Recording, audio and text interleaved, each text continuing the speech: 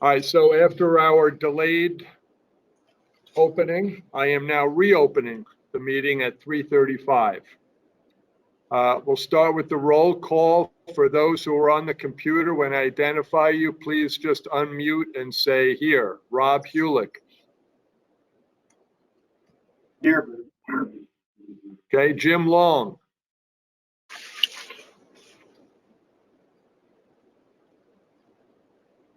Jim Long just disappeared. Autumn Howard. Here. Okay. Sue Ann Shore. Here. Okay, and for those who are here present, please shout out your names so those on the computer hear you. Wait, hold on. Okay. Jim So Long. there he is, Jim Long. God bless you. Okay, so now we do have a quorum. So next item is review of the minutes from April's meeting.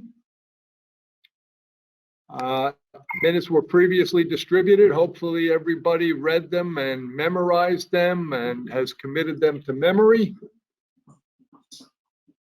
Any corrections, deletions, or omissions?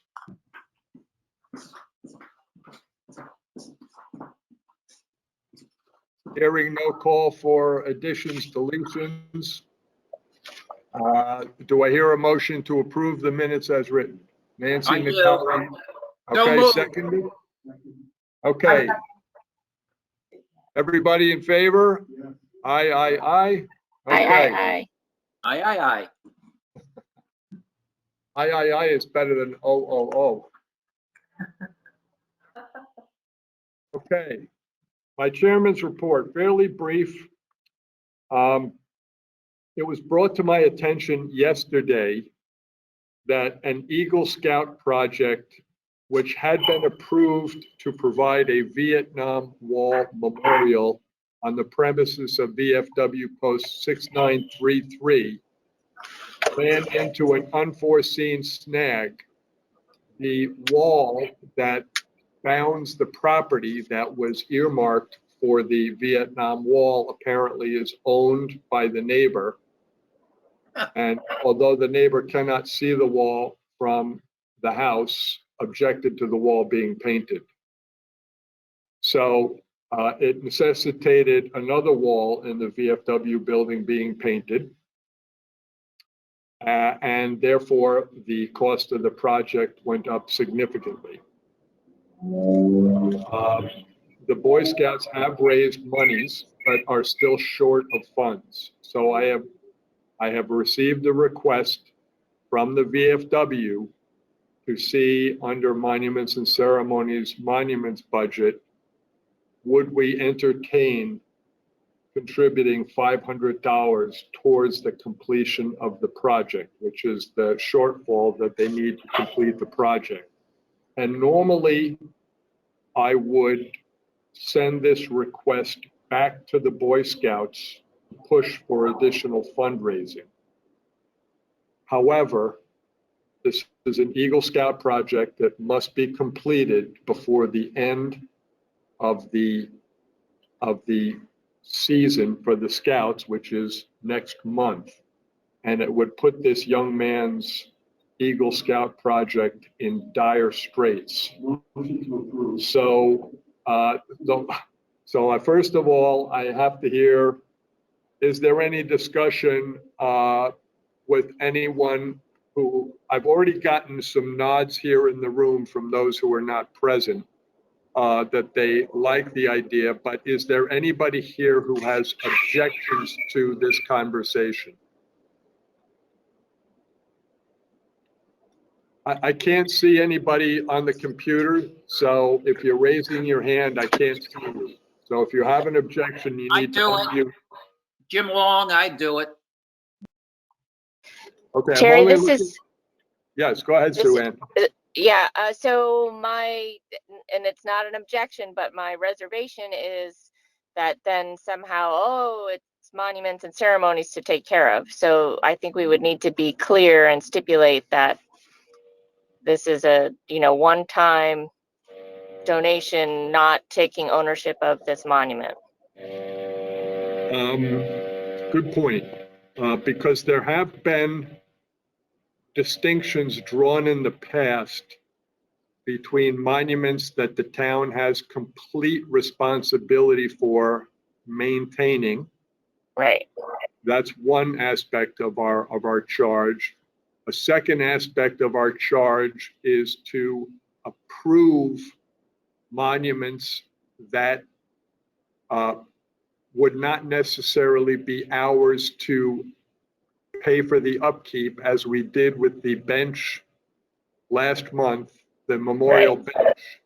So it's not ours to pay for, to upkeep. It is a fine line for us contributing money to a monument that we do not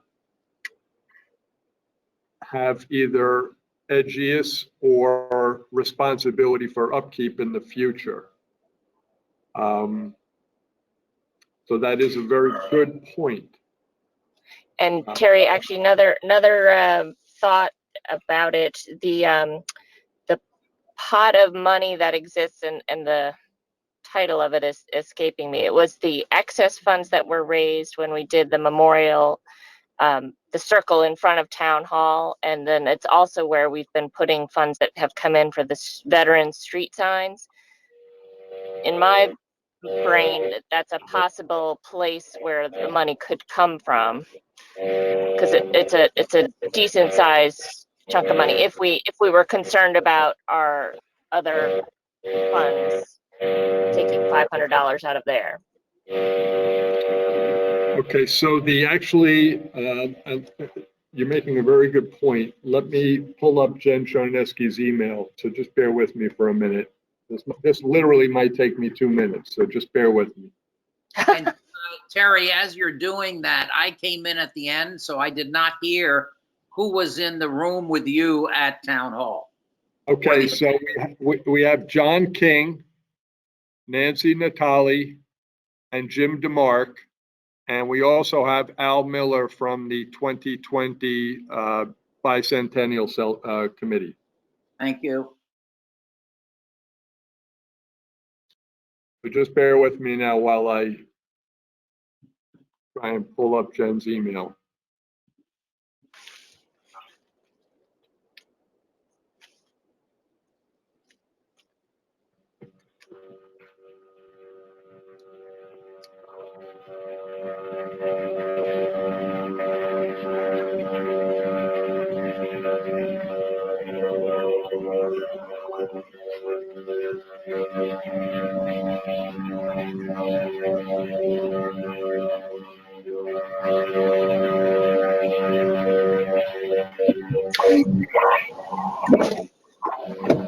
Time for you.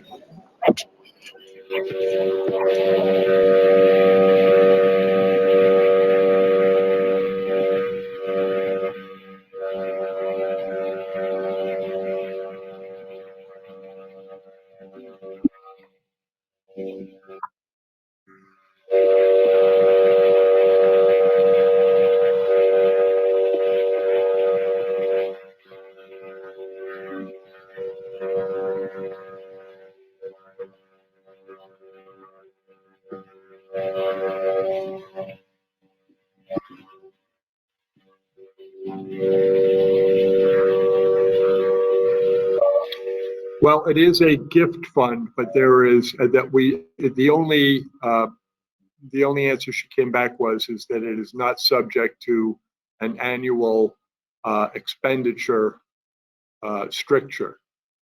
So I'm going to table your comment for a moment, Sue Ann, and go back to, does anybody have any objections?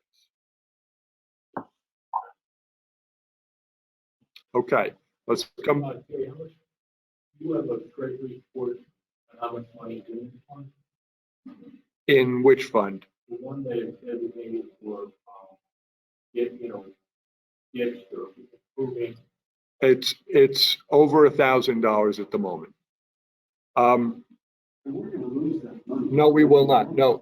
That gift fund, the gift fund is exempt from the need to be expended within any fiscal year.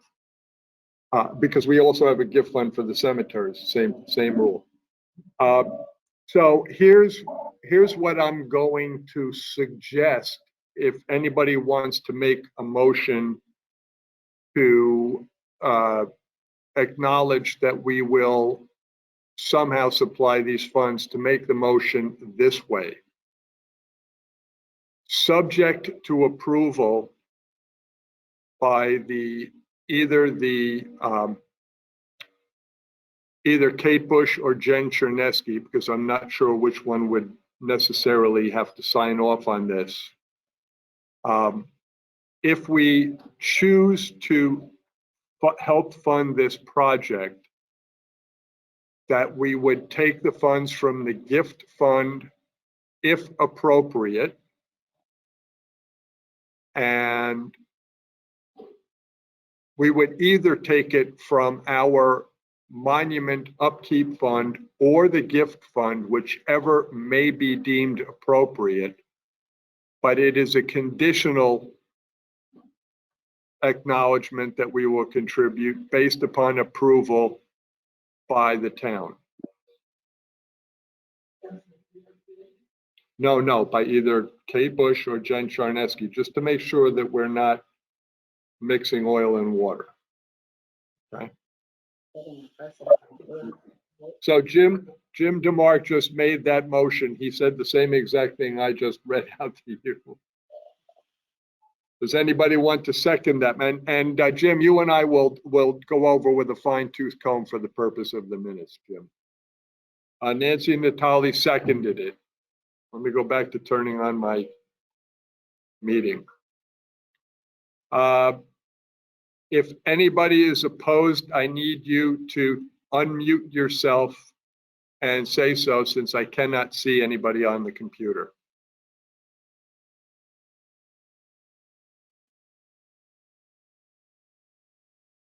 Okay, all those in favor, please acknowledge. And again, if you're on the computer, you have to unmute. Aye. Aye. Aye. Okay, so it is unanimous. I will let the VFW know there is a conditional approval. Next, on the chairman's report, I've dropped the ball on the Midbrook Cemetery request, but we'll get into that when we do the cemetery subcommittee report. Next item on the agenda, Memorial Day Parade update. Last Monday, we got the blessings from both the state and from the Board of Selectmen and the Board Town of Health to proceed with planning a full Memorial Day Parade. At this point, all prior marching units have been so notified. Notice has been put out to the press asking any nonprofit organization who may be interested in participating in the parade to notify the parade committee via email. And for the thousands of people listening on channel 79 in YouTube, that address is the town of Darien zip code is 06820 mayparade.gmail.com. That's 06820 mayparade@gmail.com.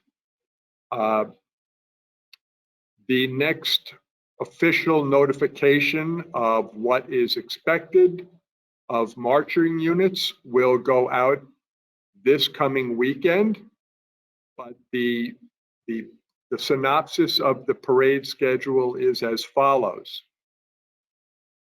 The Shape Up area, the parade begins at Goodwives Shopping Center on Old Kings Highway North, and the Shape Up area is the parking lot. The marchers are to line up between 9 and 9:30 in the Goodwives Shopping Center. This is a KISS drop and go scenario. There is no parking for parade participants whatsoever in the parking lot. Every year, the only fly we have had in the ointment in years past with this parade, there are those 5 or 6 special parents who have very special children who insist upon parking their car in the middle of the road. We would ask those people to please be on holiday somewhere else this year, and everybody else in town, please show up. Okay? So there is no parking there again. There may be, there's no guarantee, there may be some very little limited parking available in the Congregational Church parking lot. Not that they have authorized it, but there may be some spots there. Those participants who are marching in the parade, even though there is no state mandate now to wear masks, there is a mandate to wear masks in that parking lot if you're outside of your vehicle, because we will not be able to enforce social distancing within the parking lot. So if you're going to be marching in the parade and you're not staying inside your vehicle, you must wear a mask while you're in the parking lot. The parade will kick off at 10 a.m. sharp. The parade route turns in front of the Congregational Church on Brookside, makes a left-hand turn going south on the Post Road.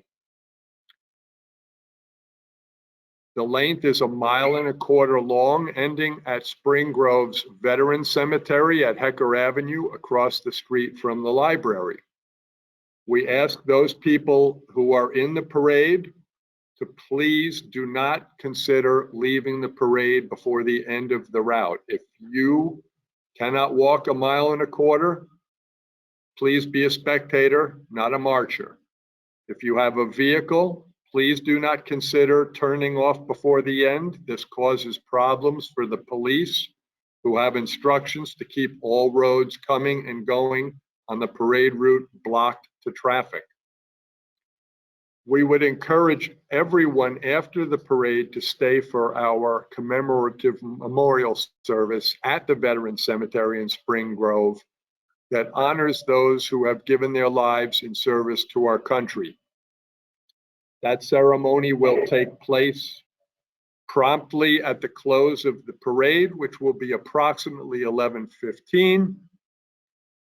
The ceremony itself takes approximately 35 to 40 minutes, so it will still leave you ample time to get to the firehouse or the EMS food fair or your own backyard barbecue.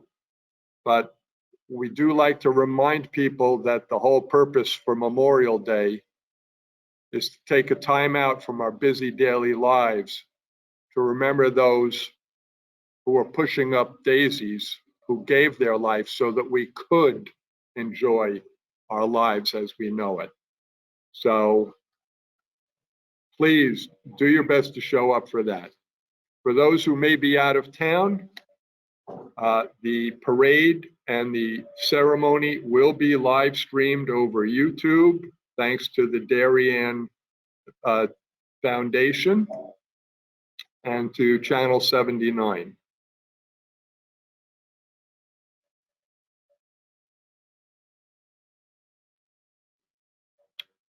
As to people who will be spectators for Memorial Day, while masks are not required, we would certainly suggest that you wear a mask if you're going to be moving about. Certainly, if you're not feeling well that day, please respect your neighbor's health as well as your own and stay home. Watch it on the video cam. And in terms of social distancing, in years past, the stretch of the Post Road from Ledge Road all the way up past Burger Shakes and Fries, or whatever the name of it actually is, all the way up, Shake Shack, that's it. Yeah, Shake Shack. All the way up to Gardner's, there have been almost no spectators in that stretch of the road. So if you're looking for a really safe social distancing spot to view the parade from, that's the spot. Plus, you get the added bonus of being in the background of the of the television, because every year you look at it, it seems there's nobody watching the parade. It's a parade with nobody there. You can be a star in the background. You can be among the cast of thousands.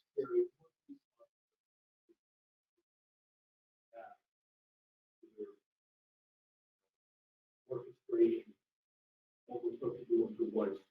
Shopping center, parade route, is there any responsibility? Absolutely. So the question is raised, what responsibility does this commission and the commissioners have for this event? And thank you, because you got in before I got there, but it was timely. So we will need a minimum of 5 people at Good Wives Shopping Center beginning no later than 8:30 in the morning on Memorial Day. And we will need 2 people to help guide people as to where to go with their cars. We will need at least 1 person to remind those 4 or 5 potential parents who have not been hearing anything we've said all these years, that they cannot park there, to remind them that they cannot park there. And we will need someone to take down the placards and take down the trash bins that we will have, not trash bins, trash bags that we will have put out. Who's responsible for That's the parade committee chairman, which is also me. You'll have I will have, spot. yeah. And the leader of each individual unit that marches will have that map sent to them prior to Memorial Day. So our responsibility the day before, on Sunday, the day before at about 5 o'clock in the evening, I will need 2 other volunteers to help me put the placards up in the shopping center. Okay, that's a 20-minute job at most. Okay, I need a minimum of 5 people on site in Good Wives. Rain or shine, when those poor guys were stuck in the trenches or groveling in the sand in Iwo Jima, or being rained upon in the monsoons of Vietnam, they did not get a day off for bad weather. So the only way the parade would be canceled due to weather is if the National Weather Service is telling us there are dangerous winds and tornadoes and dangerous lightning. Otherwise, and in that case, dangerous lightning may be a delay rather than a postpone. That's, again, we're not going to do anything to jeopardize anybody's safety, but we've all managed to live through discomfort in life. So yes, the parade will go on. Terry, did you get volunteers for the Sunday event? Everybody was waiting for you, Jim. Okay, well, I'll volunteer to go there Sunday. All right, so we have Jim. Who else? Okay, who else who's on the computer? And Sunday, you need someone at 6. What time did you say? So 5 p.m. Sunday, the day before the parade at 5:30, I need 3 people to help put up the placards. I can be there at 5:30. And who's speaking? I can't What's tell. that? Autumn Howard. Okay, so Autumn Howard is in for Sunday at 5:30. Hey, this Nancy, is Rob. Jim? I can do the same. Okay, so Sunday, the 30th at 5:30, we have Autumn Howard, Rob Hulick, Jim DeMark, and Nancy Natali. Yeah, that's enough. And then Sunday at 8:30 in Good Wives Shopping Center. Who do we have at 8:30 from the computer? Jim Long. Jim Long, John King, Autumn Howard, Autumn Howard, John King, Jim DeMark. This is, Monday. Correct. Okay, 8:30. You have to worry your police out. Is Jim Long gonna be there on, Monday morning? I Yes, didn't hear him volunteer. Yes. yes. I was the first to volunteer. Okay, any other questions on Memorial Day at this point? Oh, So, I Terry- should say that, I should say Terry, one other just to thing. review, Terry, just to review, on Sunday at 5:30, you have Autumn Howard, Jim DeMark, Jim Long. Anybody else? And Nancy Natali. Oh, Nancy Natali, okay. And then on Monday morning, it's Autumn Howard, Jim Long, John King, and Jim DeMark. Correct. Okay. I had also asked for Sunday. I'm happy to do either if you want to slot me in elsewhere. Oh, This is Rob. Rob, well, the Monday morning is better because there's a lot of moving parts on Monday morning, and especially this year when I put out the call for mask wearing, I'm sure there are going to have to be reminders for that as well. Well, just put me into the Monday morning slot. Okay, terrific. Thank you, Rob. Done so. Okay, one other aspect of Memorial Day that I have not addressed yet. In years past, if there is inclement weather, the Darien Library has always graciously offered us use of the auditorium for the Veterans Commemoration Ceremony. I have not spoken to the library yet. They just got clearance 48 hours ago to resume normal scheduling as of May 17th. But I don't know what normal means. I don't know if they actually would be able to allow us to use the auditorium. I will check on that. Again, this has nothing to do with the parade. This is the commemoration ceremony for the fallen service people. So I will check up on that. Next, Grand Marshal and ceremony keynote speakers. Hopefully everybody took a look at the list of candidates. And for those thousands of viewers we have on Channel 79, we do not identify any of the potential candidates by name. We just feel it is inappropriate for those who were not selected to have their name put out in public only to have the name knocked down. So we're going to discuss the potential candidates by candidate one, candidate two, etc. But before we get into any conversation about the individual candidates, just as a side note, I have to say that I have been bowled over by the humility and the humble spirit of each one of the people that had been approached to be considered for Grand Marshal. Literally every single one of them asked, "Thank you very much, but I don't think I deserve it. Would you find somebody else?" So I would tell you that every single one of these individuals, to me, I'm just in awe, not only of what their service to the country and to what our town has been, but just the humility they exhibit is just extraordinary. And again, without naming names, I will say that my number one choice for this job absolutely refused to even be considered. I thought he was by far the most deserving individual, and he simply said, I prefer not to be in the limelight. So there's another hero out there who will go publicly unacknowledged but privately appreciated.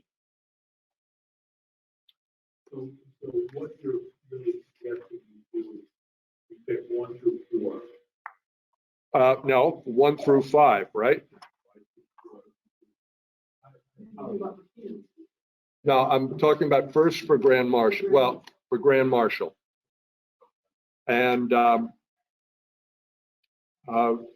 would open up the floor if, and again, not using names, just using numbers.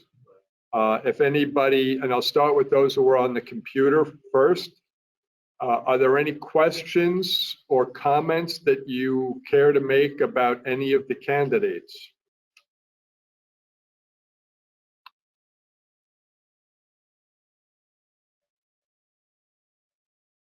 Okay, hearing no comments from those on the computer, how about those in the room? All pretty straightforward?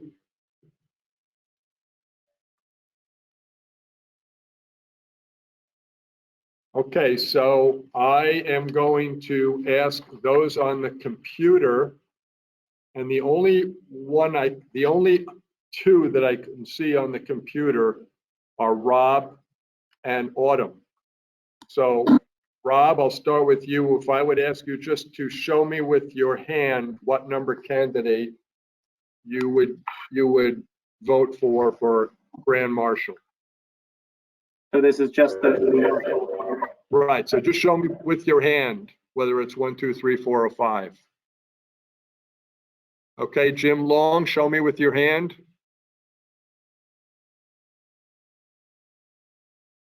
Autumn, show me with your hand. Sue Ann, I can't see you. Are you on your phone or on a computer? Yeah, I'm just on my phone. All right, so you'll be the one. Sorry, that's I'm on gonna the have to- phone. But Terry, All I'm voting for the two that you had put in your email, the two Okay. candidates. Gotcha. All right, hold on. I've got to see where he is on that. Okay. All right. So that's it for the voting from the computer people.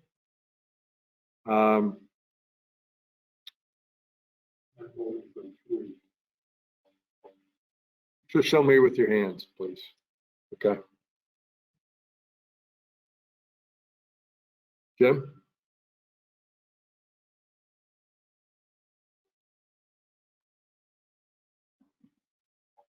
Okay, so candidate 3 will be our Grand Marshal.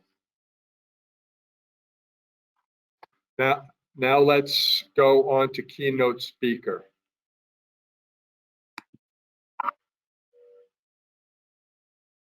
Same situation. I'm going to start with those on the computer. Rob, starting with you, show me with your fingers who you prefer for keynote speaker. You know what? Before I do that, I've had lengthy conversations with each one of these individuals. And as I indicated in my email to everybody, while everybody is entitled to their vote, one of the privileges of being chairman is I get to talk too much.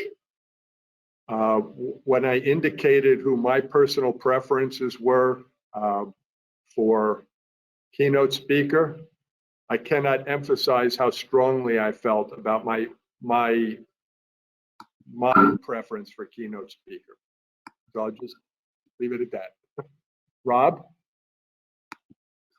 Okay. Autumn? Jim? John? Fingers.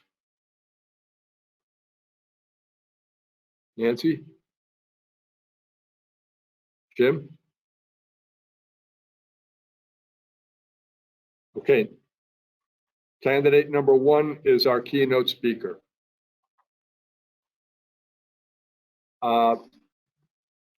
After I notify each one of the candidates, I will send an email to all of you, and I will issue a press release identifying the individuals.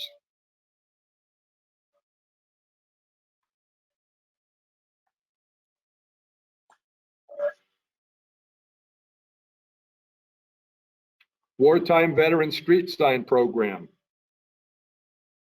Our next street sign unveiling will be on Sunday, May 23rd at 12 noon.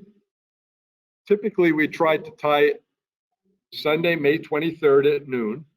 We do typically try to tie it into Memorial Day weekend, but that date did not work for the family. So it will be May 23rd, honoring the late Frank Valenti. And the street sign will be put up on the corner of William Street and West Avenue, which I'm not sure exactly, but I want to suggest it's about 4 blocks west of the intersection of Middlesex Road and West Avenue. And we encourage our thousands of viewers on Channel 79 to show up. That's at 12 noon. That ceremony typically takes about 20 minutes.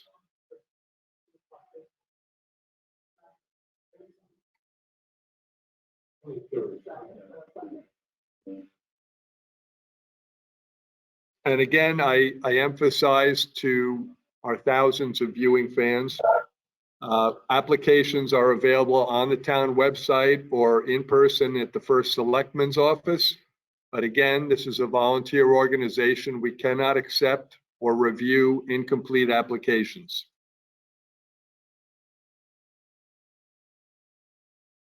Next, Cemetery Subcommittee update. John King was kind enough to get in touch with people that are adjacent to the Waterbury Cemetery, which is Waterbury. We can't hear him.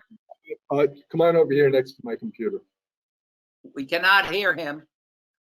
Okay, hold on.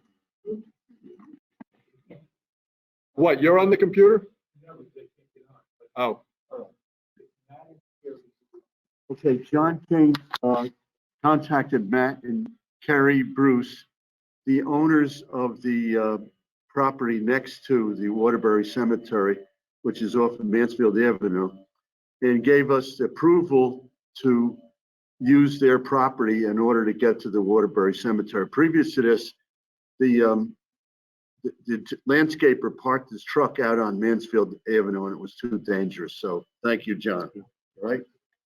The rest of it is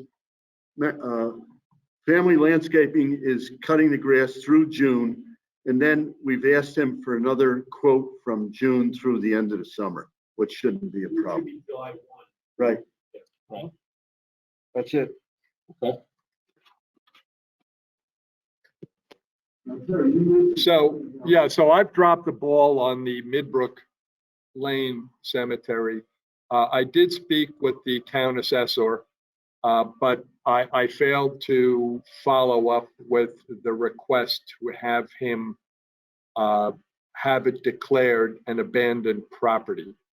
So I'll try not to drop the ball twice in a row on that. Midbrook Lane is off Leroy. When you're swinging up Leroy past Kona. Yeah. And the issue is that the new owner of the house has some concern about a tree that may present an issue to his property, and nobody can give him official permission unless that property is declared abandoned. May I ask a question? Sure.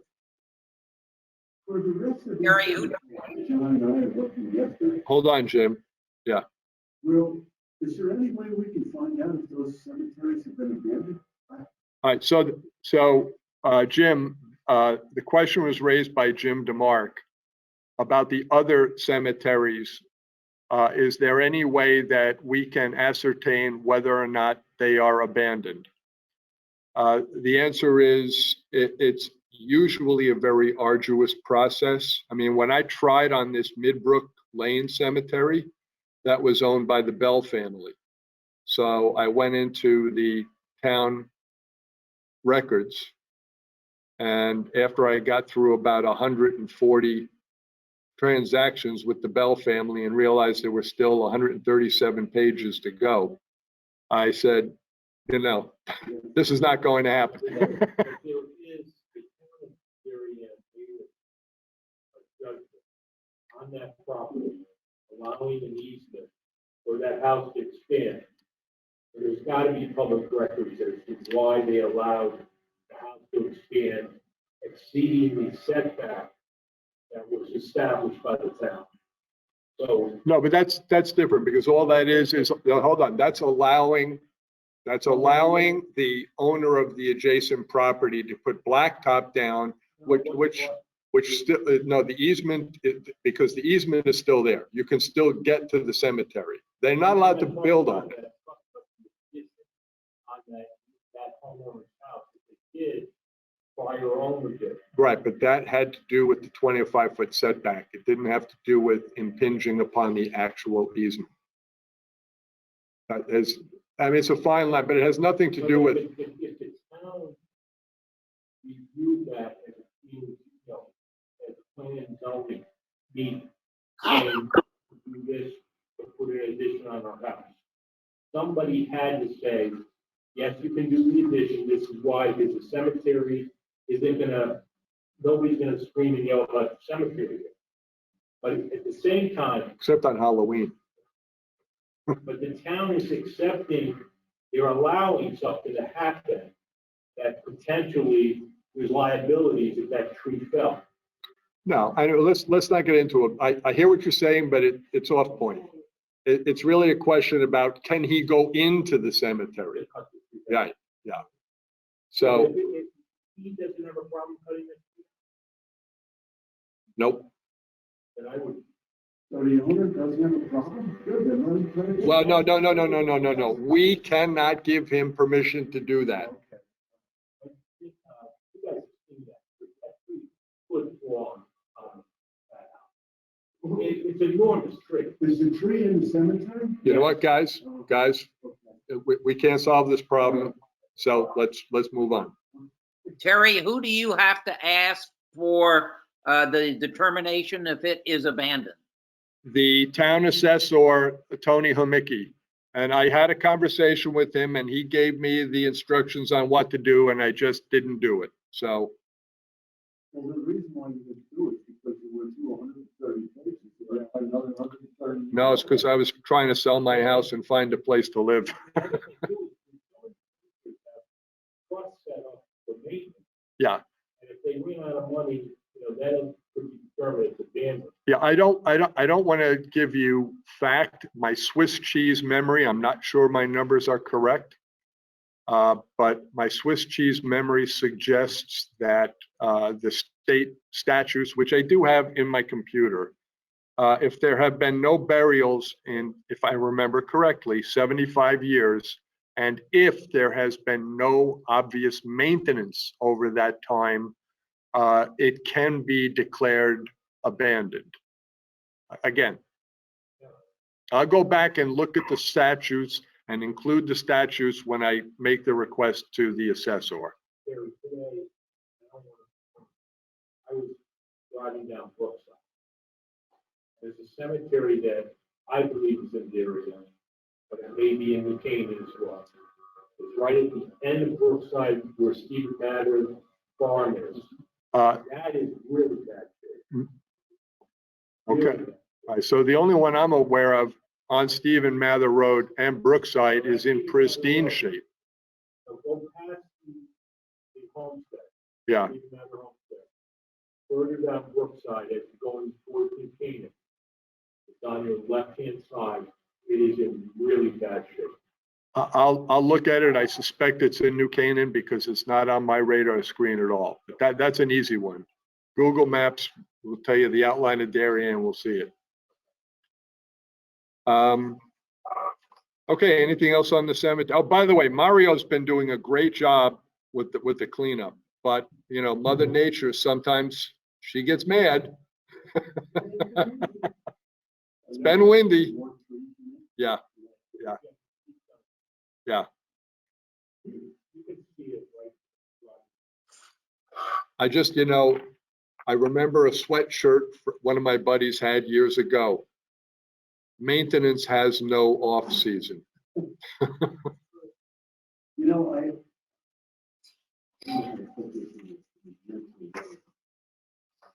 one of the reasons why we want to do this is because it's kind of sad about what's going on in cemeteries. And he really went out of his way Yeah. to do this.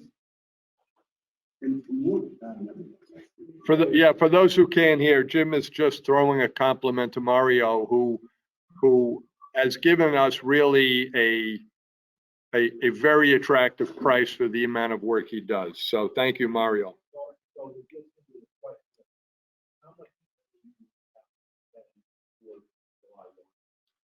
Rob, do you have the figures handy of what's still left in our accounts? I'd have to look at it. I can circle back to the group. Okay. He'll come I back. also, He'll take a look. I need to get the one invoice from you, Terry, over to Jen. I got the first one over there last week. Yeah, which I failed to bring today. Do you remember off the top of your head how much it is? I think it's like 4,600. Okay. Jim thinks it's a high one. He thinks it's 4,600. But I think we have over $6,000 in the three different. Yeah, but you can't go to all three for that. Yeah. Maintenance. They're not appropriated and, For 2000 next year. yeah, but this year too. Yes, yes, that's correct.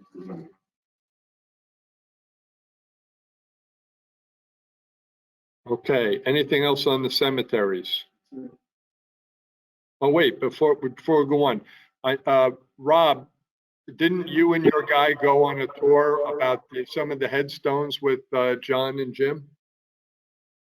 We did. So we went on a tour with some folks from Norwalk Wilbert Vault, who took a preliminary look at the locations.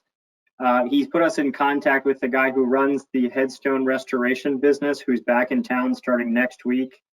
We're going to find some dates for him to visit the same locations, give us a better idea of what a project like that probably entails from a cost perspective.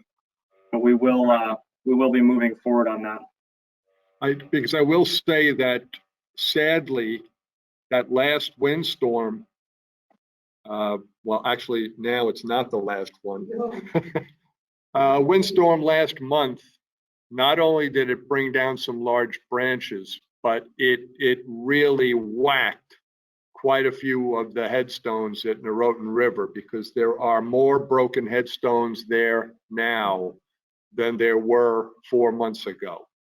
So, you know, a lot of them are very fragile, and, you know, next year when the cemetery subcommittee really gets traction in this, I'll be looking for you all to make a recommendation. Do we concentrate on 1 or 2 cemeteries or not? Let's not get into it today, but you know, that's because someone has raised the point earlier that Norotan River Cemetery being so visible would be an obvious place to start. And I will tell you that I've gotten feedback from people who know that I'm on this commission. They've noticed it from the road, the difference. So there are people. We'll have to have a conversation about cadencing on that project and what we try and bite off, you know, first, or how we do it in a certain order. Because I mean that cemetery is in a really bad spot in terms of the upkeep there. Let's meet with him. I believe John and I are going to try and do something in the next 2 weeks or so. Let's get an idea of what the cost looks like. But this is exactly what he does. And it's also something that he's also happy to teach, whether it's Boy Scouts or other volunteer groups, how to do some of the work as well. So maybe we can make it a more long-term effort too. You my thought there, Rob. Sue Ann, did you hear that? He said the Girl Scouts or another group, didn't he? Girl Scouts and Boy Scouts. Yes, I think I did hear that. Oh boy. Oh, girl. Sue Ann, girl. Rob, just so you know, Sue Ann is one of the prime movers and shakers in the Girl Scouts in town. And I'll get a hold of the Boy Scouts and let them know. Okay. Okay. Nothing else on cemeteries? Let's go to Flag Day. Hey, Terry, yeah. sorry to derail us, but a thought occurred to me when you were talking about needing people to help on the morning of the ceremony. We need to put the bunting on the stage in the cemetery and the chairs and the podium and all that jazz. Thank you. I'm glad somebody's awake here today. Yeah, I presume that's what you were talking about. I've done that in previous years. I'm happy to.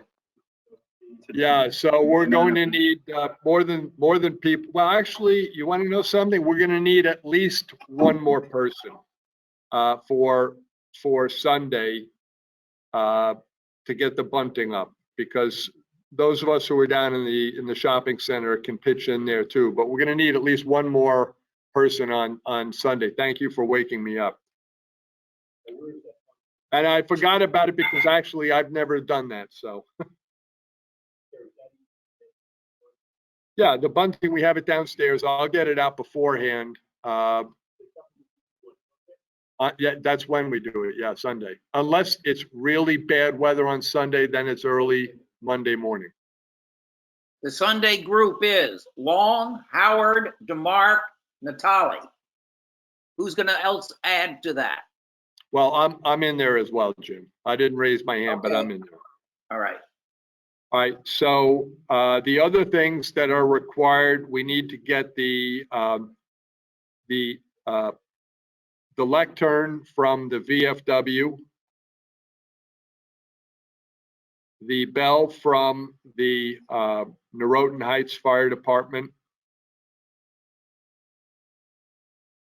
and normally the Norotan Fire Department brings the chairs down for us. So I'll contact the fire departments. I typically pick up the bell and the lectern and bring those down. Yes, for the ceremony in the Veterans Cemetery. But thank you for waking me up on the bunting, Rob. I completely forgot about that. That was Sue Ann, but yeah. No, Sue Ann. I'll be there. Yep. I can't keep the Girl Scouts and the Boy Scouts straight today. All Okay, good. Flag Day. Flag Day. I'll be in sunny, hot, humid, muggy, mosquito-infested Florida in June. So I will not be at Flag Day ceremony. So I need a master of ceremonies, and I would start by asking our vice chairman, Sue Ann, if she is available that day. That's I Monday. do believe that I am. Yep. I will be. Did I see? Are you available to be our moderator? Oh, sure, absolutely. Okay, terrific. Thank you. So I'll make sure you have all the paraphernalia required well in advance. I'm actually leaving that Friday, so I'll be around right up until that point. Okay. So Flag Day ceremony typically is at 5 o'clock. It's a fine line on the timing because the town typically takes the flag down at 4:30 when town hall closes.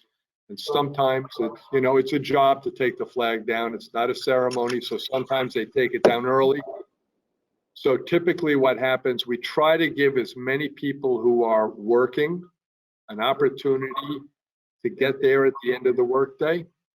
So what we do is after they if they've taken the flag down, we put another flag up. And then when we feel the crowd is what it's going to be, we will start ceremony. We will retire the old flag, put up a new flag. And the whole ceremony takes 25 minutes. Monday, June 14. So I would say for commission members, 4:30. We will announce to the town 4:45, but it's going to be probably closer to 5 o'clock before its actual kickoff. And it's, Right, it's at Veteran Circle in front of Town Hall. I have to be careful not to condemn individual people like my wife, who, if you told her 5 o'clock, she'll be there at 5:15. So.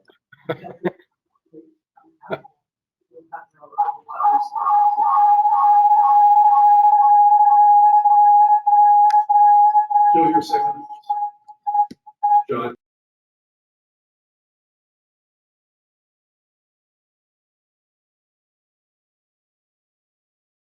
And waiting patiently in the wings is Al Miller from Darien 2020 Bicentennial. No, I'm here. Now you're on. Okay, great. Everybody can hear me? Yes. Good, okay. So hopefully next year, everybody in town will get this save the date card with the events on the backside. But just doing a quick going through them on Friday, June 4th from 6 o'clock to 8 o'clock. The Weed Beach Festive Nights will host the Bicentennial Bash. It's really put on by Parks and Rec. Because of COVID and everything, this year you have to make a reservation, so you have to go to the Parks and Rec website. There's a nominal charge for cars to enter, but also if you would like to purchase a meal, you can go on the website and reserve a meal, and the meals are furnished by Giovanni's, Waters Edge Giovanni's. There'll be a band there. It's a 2-hour-long ceremony, and the Bicentennial Committee is going to be there. The whaleboat will be there. We've got a cake decorating ceremony. There'll be pictures, all sorts of different activities. Trivia contest, I think, in addition to the band. So should be a lot of fun. The next.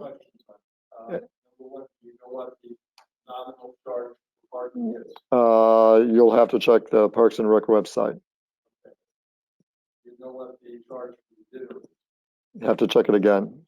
I do, but I really want to refer everybody to the Parks and Rec website. Okay, and do you know if there are activities that are aimed specifically for children? Yeah, there's a cake decorating contest that's aimed towards children. There's the trivia contest, trivia things that the band will be pronouncing is really for everybody. There's also going to be pictures by the whaleboat for the kids, for the families and everything. We're trying to make tri-corner hats to give out. The cake will be there for pictures, and yeah, there's other things. If you have the time, the personnel, and the funds, mostly the personnel, would you consider having some small area for young kids for coloring? That's always a big thing for kids. Right. You have to talk to the Parks and Rec department because they're really shepherding us. I mean, it's their event. They're hosting it. So one thing I want to mention, if you can get a table or you can get a spot on the beach for a blanket, whatever it is, they're going to be socially distanced. All the setups, the tables and everything will be marked. So, a certain feet away. If you want to bring your own dinner, or if you don't want to eat dinner, it's a charge for a car to come in. So whether the car is 1 person or 6 persons, it's the same charge for a car. This is at Weed Beach. Yes.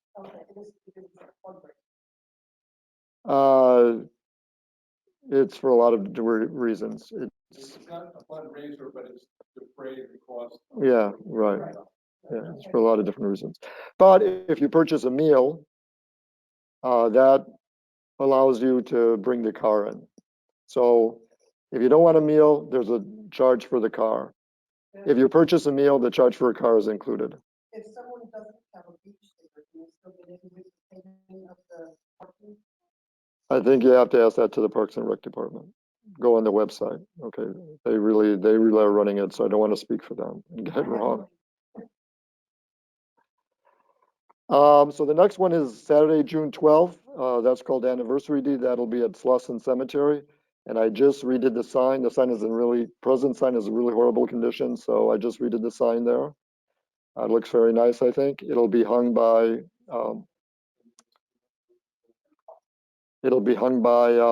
Public Works here. They agreed, Ed Gentile agreed to hang it as soon as I give it to him. So the Daughters of the American Revolution will be,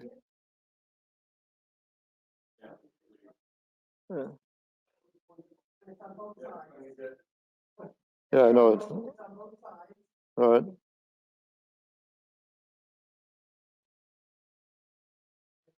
Daughters of the American Revolution will be laying a plaque. The Masons have also donated money towards this plaque. It was $150, or I believe. We didn't get the invoice yet, but it's about $150. It's a little thicker than some of the other signs, I think, some of the smaller signs. It's a special fabric. I think it's a type of, it's not wood, it's, pardon me? Yes, absolutely, yeah. Yeah, it's not wood.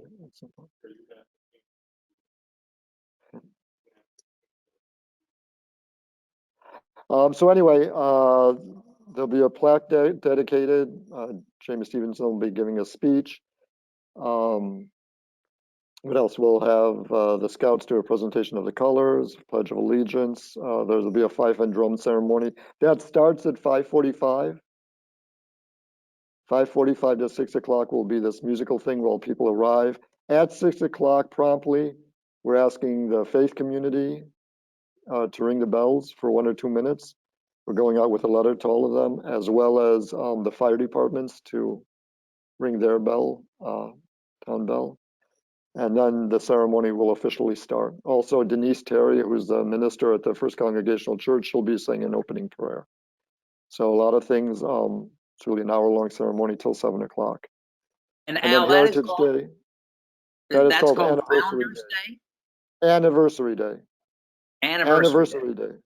Correct. That's on June 12th. Then Heritage Day is on October 23rd, right? And that's a reenactment of the Mather kidnapping. So we've got the First Congregational Church, the Museum of Darien, and the Mather Homestead will all be having activities. Do you not have the Revolutionary War reenactors? We do have them, yes. Yes, the 5th Connecticut Regiment will be reenacting the kidnapping. With the minister of the First Congregational Church is all on board. We're actually kidnapping the real minister. And there actually was we just got someone through the Art Center is going to be directing it. There was a play put on, I think 50 years ago, or maybe it was for the bicentennial, 25 years ago, I can't remember. So we've got a script that'll be being performed. Yeah, so it's going to be a big thing. There'll also be a demonstration at the Mather Homestead of like a skirmish. So we've got some British troops also going to dressed up for that. And you know, the raid at the Mather Homestead, they stole the silver, so they're going to be reenacting that too. So it'll be a big, big, big event. Oh, really? They reclaimed it? Al, that- Al, yeah. did we agree to use the big birthday cake on the Memorial Day parade? No, no, we didn't agree to that. Yeah, I can hear. I've got my earplugs on. No, we did not. That's I just wanted for the indeterminate. minutes, that's all. Yeah, no, we did not agree to that. What was the question?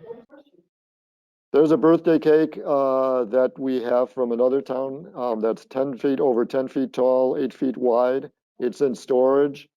We had to disassemble it. It's in like 5 huge pieces right now. He was asking if that's going to be in the Memorial Day parade. There's a lot of logistical stuff. We don't have a flatbed truck to bring it up. And if we did, and if it's in the parade, we'd have to disassemble it after the parade somewhere into 5 pieces. I'm trying to work all these logistical things out. We don't have everything worked out yet. So that's like TBD, if it's going to be in the parade or not. You know, we have a thing, Memorial Day parade is that Monday, then Friday is June 1st, Bicentennial Bash at Weed Beach. Then the following Saturday is Anniversary Day. So those are 3 big events for us with less than 2 weeks. We just don't have the bandwidth to do like everything. So that's TBD. I'd like to have it in there, but there's a lot of issues with that. And that's it. We're still working on Heritage Trail. Those are the markers. And the time capsule will be closed up in November. We're going to have like a closing to the bicentennial ceremony in November. So on the 12th, June 12th is when all of this performance, the performance of from the different groups, the Darien Arts Center, all the different groups is going to be happening. Not June 12th, that's on October 23rd. October 23rd, okay, Yeah, that's in the fall, October 23rd. That's the big event. gotcha. June 12th is at the cemetery. June 12th. Yeah, right. So bicentennial, so Weed Beach, June 4th, 6 to 8. Anniversary Day, June 12th, 5:45 to 7. Heritage Day, October 23rd, 10:30 to 4:30. Well, Al, thank you. Thank you. Thank you. For all your hard work. Oh, I was muted. Thank you for all your hard work, Al. No problem. I know you heard me, but you didn't. Okay. Yeah, any questions? Okay, thank you, Al. Next. I'm looking at the right paper. Review of monuments. Nancy Natali has graciously offered, after she took the tour, to take photographs and write up blurbs on several of our monuments with an eye toward revivifying the Monument of the Month column, which our former secretary, Karen Kreisberger Pollitt, initiated several years ago. So thank you, Nancy. Right. Yeah. So that should be exciting. I do. Yeah, go ahead.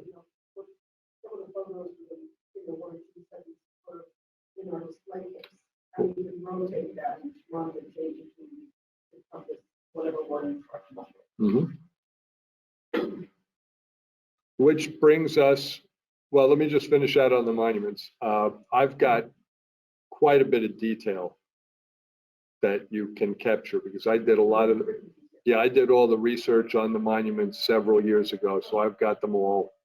I've got all that. Again, not that you have to use it, but you can live from it. Yeah. And I'm glad you brought up the display case because that's one that I keep forgetting about. Autumn, do I remember correctly? Are you on the display case with Nancy and Loren? I can be, sure, absolutely. I think I am. Yes, I am. All right, so the display case has been pretty much a moot point during COVID, but in pre-COVID days, that case was filled every month with somebody. So I would, something, sorry. So yes, I would expect that with the restrictions all being lifted in another week, I would imagine we're going to start to get requests on it again. So be on the lookout for that. So since last year, the bicentennial has had a display there. So if you want to just notify me if somebody else wants it, and we'll get our stuff out of there. Okay. But it's been there since last March. The last thing I saw was that they were thinking of something related to baseball players or baseball. Want to move a little closer to your mic, please? The last thing I saw, they had something related to baseball or Little League baseball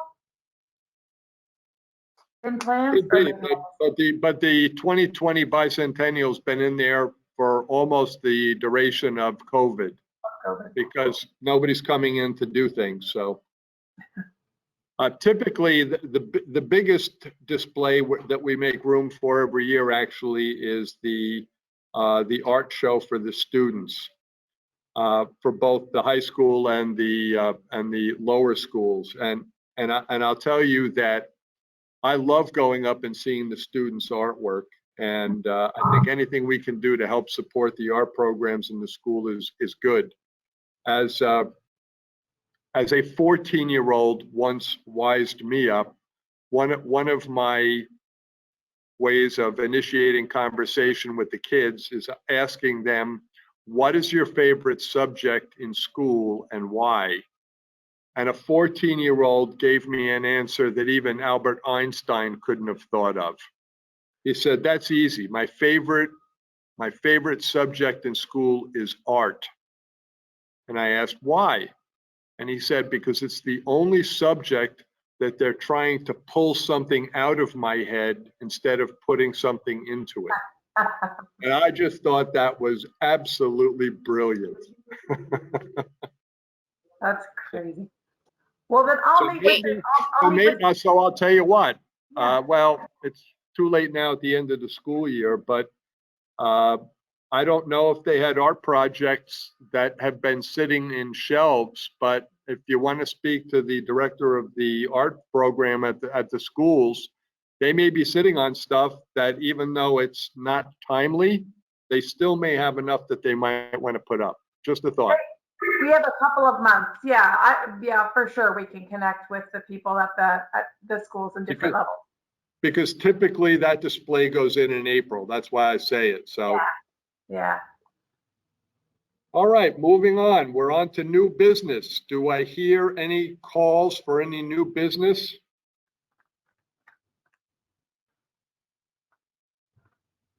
Okay, hearing no calls for new business. I'm looking for a Carabillo motion. Nancy has raised her hand for a Carabillo. A second? A second, John King. All those in favor? Aye. I don't see anybody opposed, so all those with your hands up, wave bye-bye. All right, thank you, everybody. I'll see you in a week and a half.